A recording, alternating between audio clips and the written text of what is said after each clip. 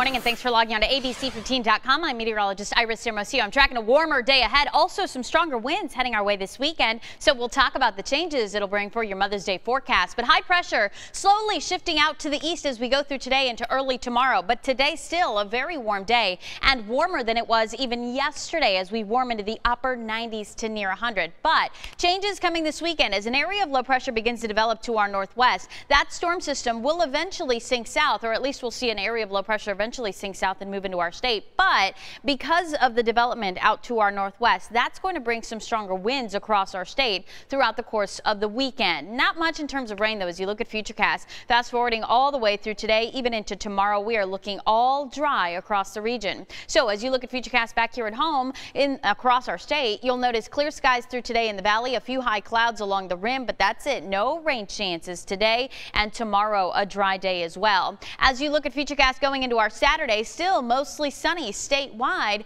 and really through the weekend looking at that sunshine to stick around with just a few high clouds by Mother's Day afternoon. Temperatures will be very warm today in the upper 90s. Tomorrow also in the upper 90s. By Sunday we do get a drop in that temperature, but still in the low 90s. That'll put us right near average though for this time of year. Breezy on Saturday, windy by Sunday, or at least breezy to windy, with some wind gusts as high as 25 to maybe 30 miles an hour both Saturday and also into Sunday. The stronger winds expected on Sunday, but again, those wind gusts peaking right around 30 miles an hour. It'll be northern Arizona where we get the stronger winds, gusts at 40 to 45 miles an hour through the course of the weekend. And tomorrow, because of that, we are under a wind advisory along the Mogollon Rim and all of northeast Arizona, even the White Mountains included in that wind advisory because of those stronger wind gusts that we're expecting. So if you're traveling up there, keep that in mind.